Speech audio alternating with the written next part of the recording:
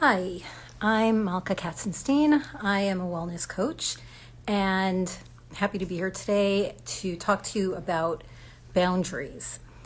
I think it's an important topic. I think there's a lot of confusion about it, and I think boundaries are really important for your mental health, your overall health and well-being, and also very important component of healthy relationships. So I want to start by saying that let's talk about what boundaries are. Boundaries are there, boundaries, we need boundaries to keep us safe. If we think about, when we have our front door and you can't just walk in, they're like clearly delineated spaces, and boundaries are more, not actually physical, but we're talking about, and of course, physical boundaries are important. We're talking about like boundaries around a relationship, boundaries to protect you.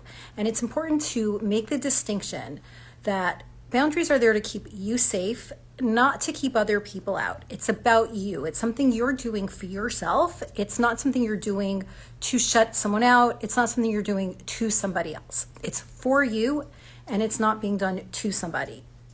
And I think that there's sometimes confusion about that, so that's an important thing to clarify there. So just, going back to the front door, people can't just walk into your house. They need to ring the bell, and then you decide whether you want to open the door or not. And even for the people who have the key to the same house, people who live in the same house, there's still, you have your own bedroom, or when you're in the bathroom, somebody has to knock and make sure it's okay. So boundaries are to give space where it's appropriate. We need boundaries in all of our relationships, work, with spouses, with families, different family members, with friends, even with ourselves. We can say, how we're going to limit the amount of time that we spend, let's say, on social media, or, how much time we're going to spend at work. We're not going to answer emails outside of work hours. Those are boundaries that we set for ourselves. And boundaries in different relationships can look different. The reason we need boundaries is because they help create healthy relationships, and also they're good for us, helps protect us, keep us safe. We won't find ourselves being taken advantage of and being all over the place. And we learn to know what we can manage and how we make ourselves available in those ways. So let's start with talking about how to set boundaries. It starts with checking in with yourself. There are some kind of boundaries that are obvious and probably apply to everybody in all relationships, but if you're setting your own boundaries, you need to think about what you need for yourself, for your mental health, to make you feel safe, to help you feel a sense of self-esteem, self-respect, and which is another benefit of having healthy boundaries. People with healthy boundaries are found to tend to have lower levels of stress and higher levels of self-esteem and self-respect. So let's get back to talking to how to set boundaries. So you have to check in with yourself, and you know what you need.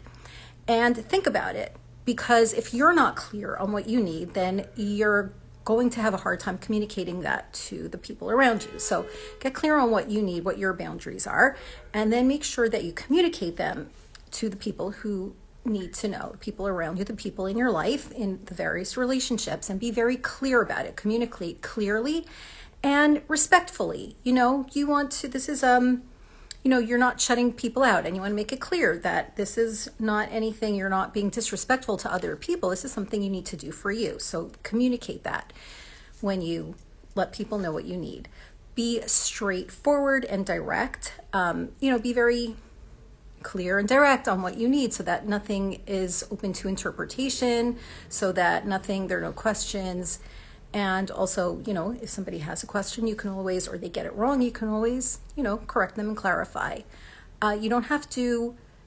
Don't feel like you have to apologize for your boundaries or justify them. You can give an explanation if you want to. Sometimes you might feel like you want to do that, and that's not a bad thing if you feel comfortable doing that. If somebody's crossed any of your boundaries, it's important to speak up, because a couple of reasons. First of all, they may not have realized it. We do things and we're not always aware of what we're doing and when it's getting into somebody else's space. And so if somebody went into your space in a way that you don't want them there, let them know, because honestly, they may not have known. Also, they may not be taking you seriously. So speaking up lets them know that you're for real, this is for real, and they need to respect your boundaries. You want to be consistent with your boundaries. There is room for flexibility, and sometimes, you might need a certain boundary for a certain amount of time, and then the circumstance or situation, changes and you don't need that.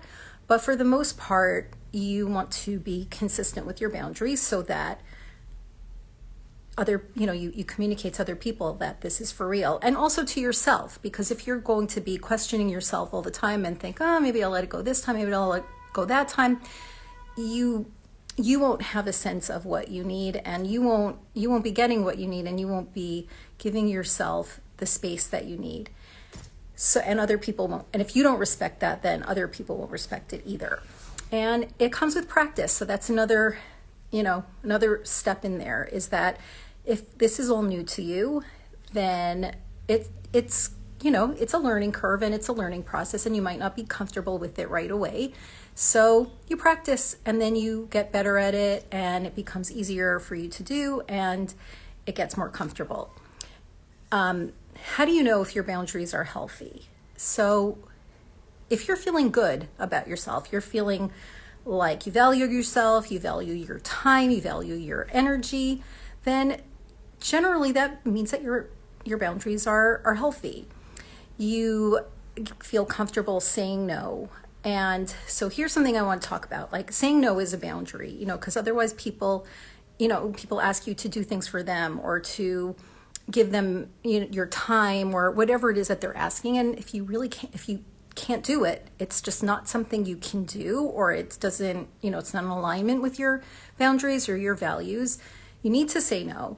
And it can be uncomfortable, because, you might be disappointing somebody, and that, it doesn't feel great, but it's okay to do it. And if you are, you understand the balance of that, this is something you need to do.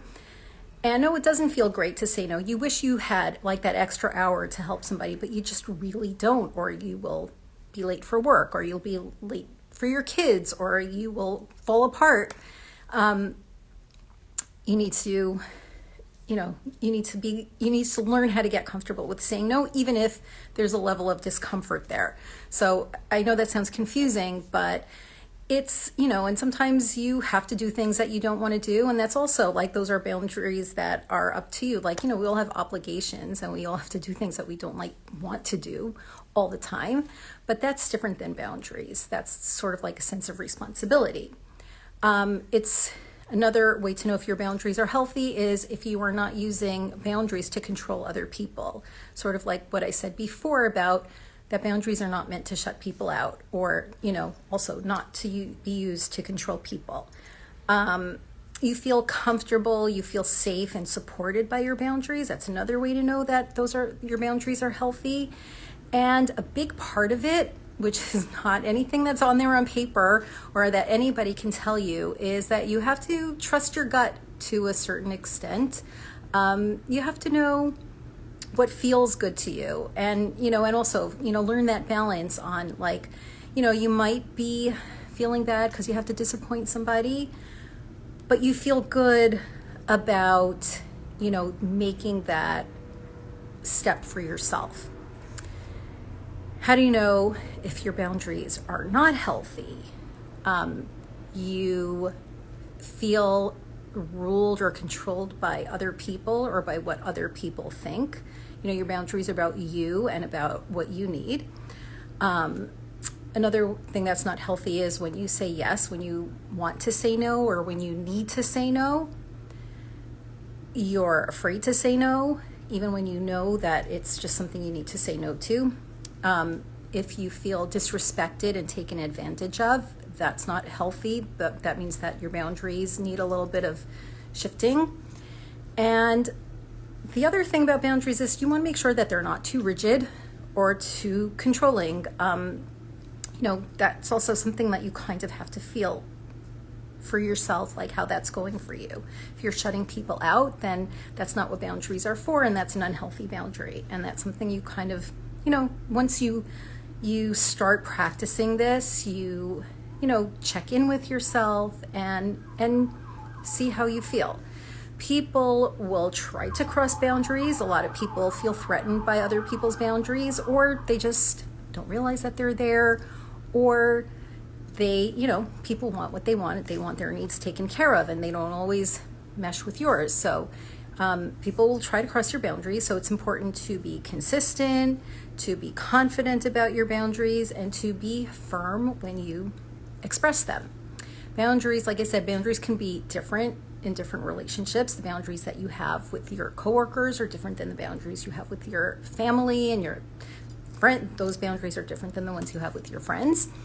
And that also takes a little bit of, figuring out what you need. That's also about sitting down and thinking about, okay, what do I need from each of these relationships? What do I have to give from these relationships? What's important in these relationships? And then how can I set boundaries to support that and keep these relationships healthy and keep me healthy? And boundaries can change over time. Like I said, sometimes you need a boundary for a certain relationship, for a certain circumstance or situation, and then that changes.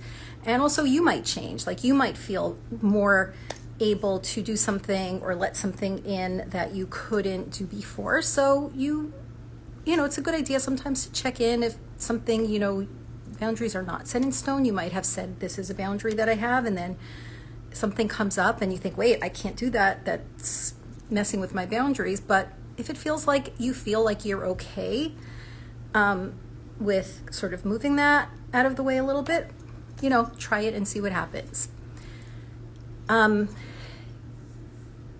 So those are like the basics of boundaries. People sent in some questions that I'm going to answer now. One question was, how to gently enforce boundaries when the family doesn't respect them. And this is really tricky.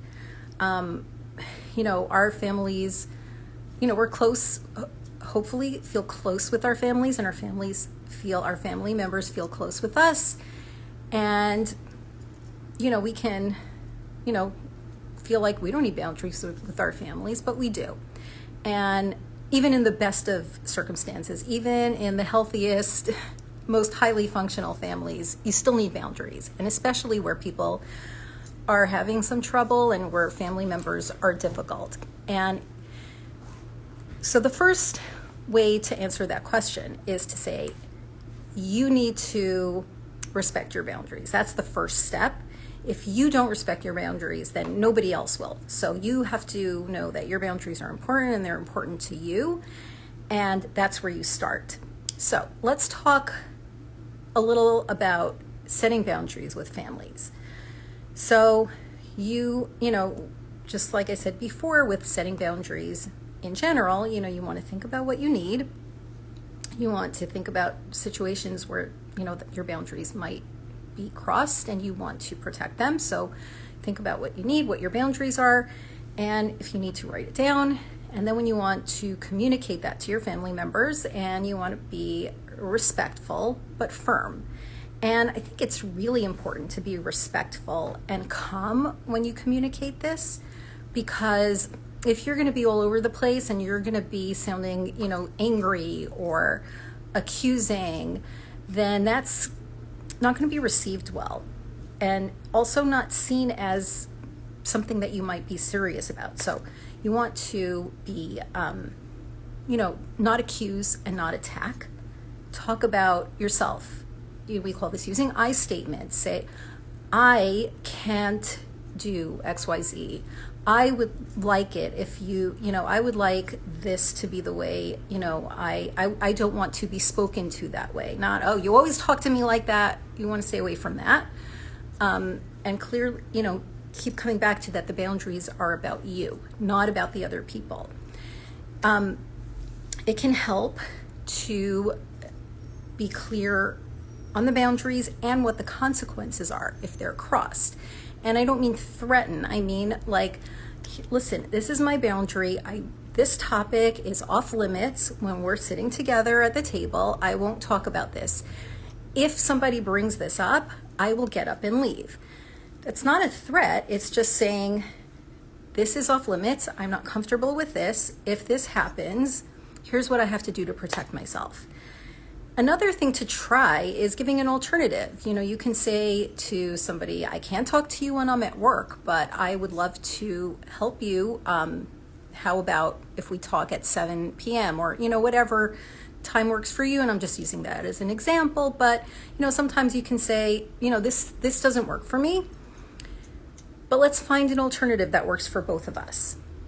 And another thing that's important is to know that all you can do is communicate what you need, and you can't control other people's reactions. I mean, you can't control, you can't control whether they honor your boundaries either, but you can speak up and let them know how you feel if they were crossed, but you can't control if it's going to make people upset. Do your best to speak respectfully and make it clear that it's about you and not about shutting other people out. And if they can't understand that, that's out of your hands, which can be difficult.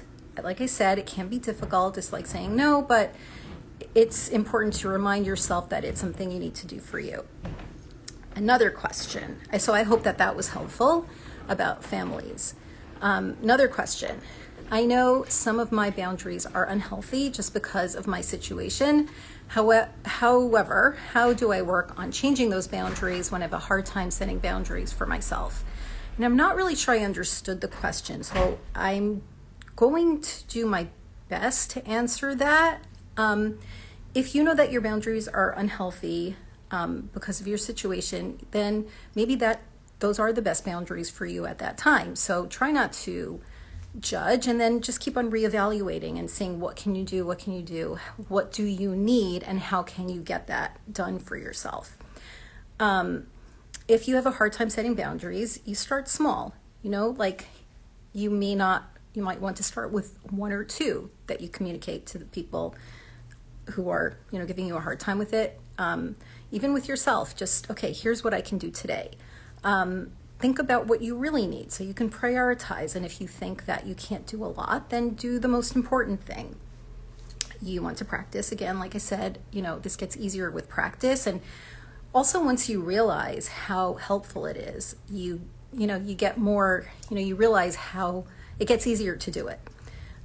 You want to speak up about, these are my boundaries. Speak up when somebody doesn't respect your boundaries, and also reevaluate, like with other things, just, is this working still? Is this not working? Is this boundary necessary still? Is it not necessary? How do I tweak it?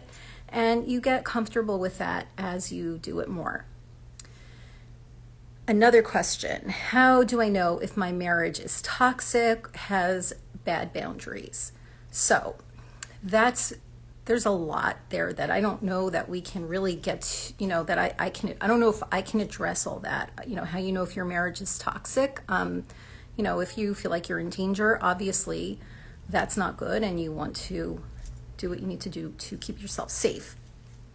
As if you are just thinking, if you're in danger, you want to be safe, and that's just absolute. But if you, thinking about having healthy boundaries in your marriage, it's important. And it's important to remember that, yes, you are a unit, you are a couple, but also you are 2 individuals.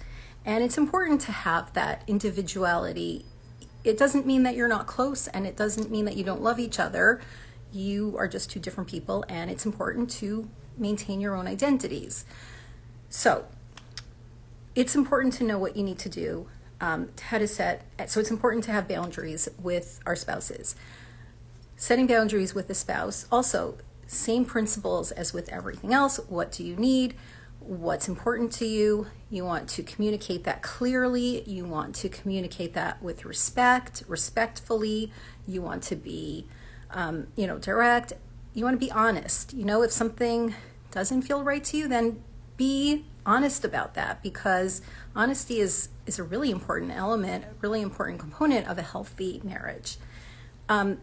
Be very careful not to accuse or attack, speak from I would like this. I'm not comfortable with that.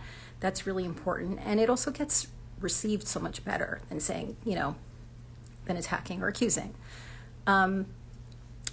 It's important to know that you need to respect your partner's boundaries. So if your partner has expressed boundaries that he or she wants or needs, it's important to know that those boundaries are important to your partner, and respect that too. And speak up, if something new comes up or something changes, you want to talk about that.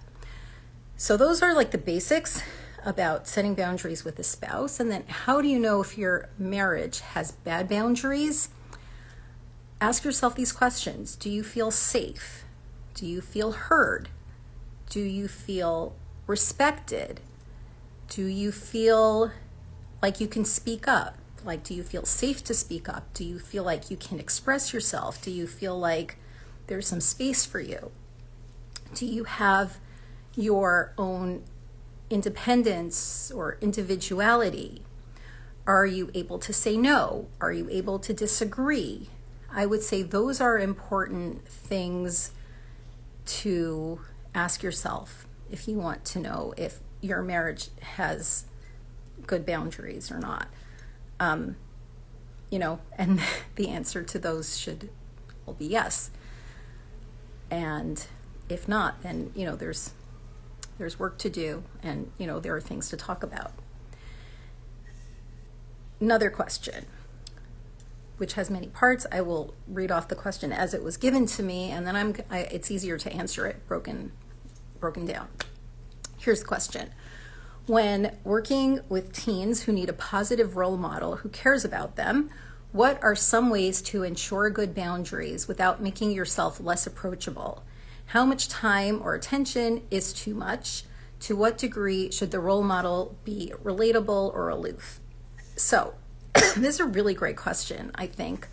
They were all good questions, and I hope that I was helpful in answering them. But this one is tricky because sometimes, I guess they're all tricky because we think in families we should all be close, in marriages we should all be close, and yet we also need boundaries. And this is, when we think we're helping somebody, we want to be available, we want to let them know we care about them. And at the same time, it's important to have boundaries because we also need, we have to protect our energy levels, our emotional levels, our emotional space, even sometimes physical space. So this is a really great question. And so the first part of it, when working with teens who need a positive role model who cares about them, what are some ways to ensure good boundaries without making yourself less approachable? So to do that, you just want to be warm and caring, and you want to sort of, you want to give that off, and you want to express that even, with the things that you say. Let the people know that you're available, that you care, you can give that, people can feel that when it's genuine, and also you can express it, verbally from time to time. And you want to let them know when you're available, make it understood that you're not available 24/7 because you literally can't be. You need time for other things, and you won't be any good to anybody if you never have any time off. So make it clear that, you're not available 24/7, and let everybody know when you are available, what times, and determine, what that is for you, and let them know. And also, you can tell people what they can do at other times. Maybe they can send you an email, or maybe they can text you and you'll get to it, another time. And I just lost that. I'm sorry. And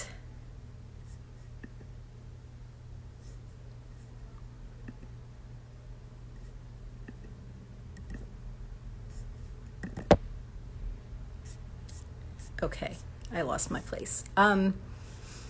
You want to let them know what the best way is to reach you.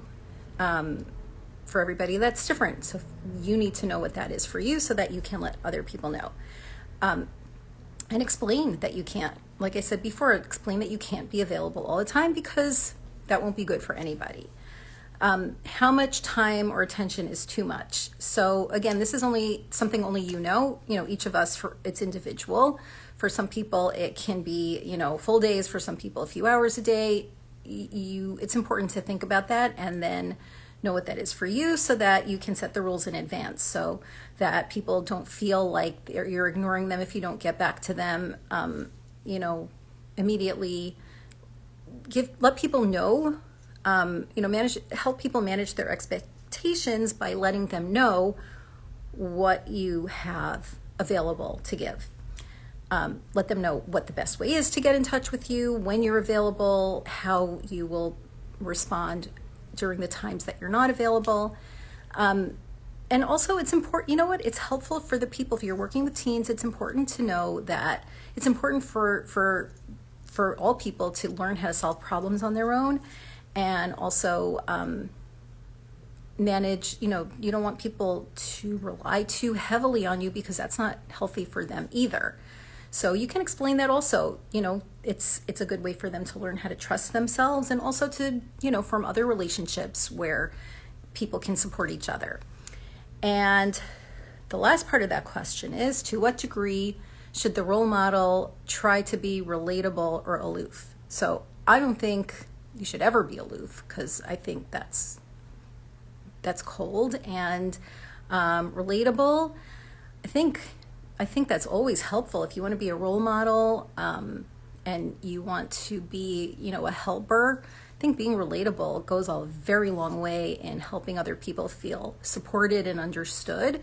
And how you do that, again, is also individual.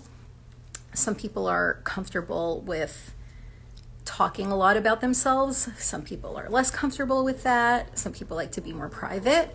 And that's where, boundaries come in, where you have to check in with yourself and know what's comfortable for you. So don't do things that make you uncomfortable, because that's you crossing your own boundary. And also, if somebody, this teen that you're working with is going to push, that's not respecting a boundary either. So you check in with that and say, this is not a boundary that you are going to allow to be crossed. And, you can do what you can do. Maybe you can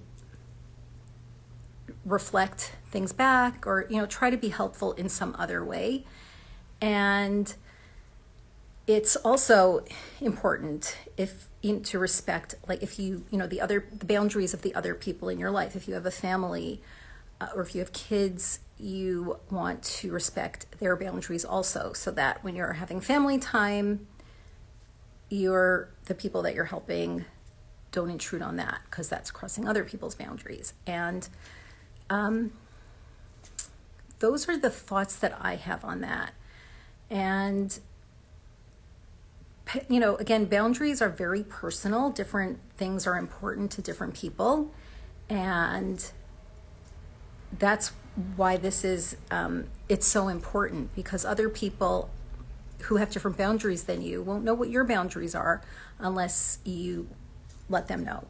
Also, just because something is okay for someone else doesn't mean that you have to be okay with it. If other people, will answer emails at 10 p.m., doesn't mean you have to, or that's just the example I'm giving. But just because other people are okay with certain things doesn't mean that you have to be. And also, just because you're okay with certain things, but other people might have smaller boundaries or different boundaries, those are their boundaries, and we all need to respect each other's boundaries, including our own, like I said. So I hope this helps. And if there are any more questions, you can send them to OKclarity. And I know this is a very big topic, and I said a lot of things. So any questions, again, I'll be happy to answer them, or we can even do another live on this, because I think it's a very big topic. And I hope this was interesting and informative. And thank you for listening to this.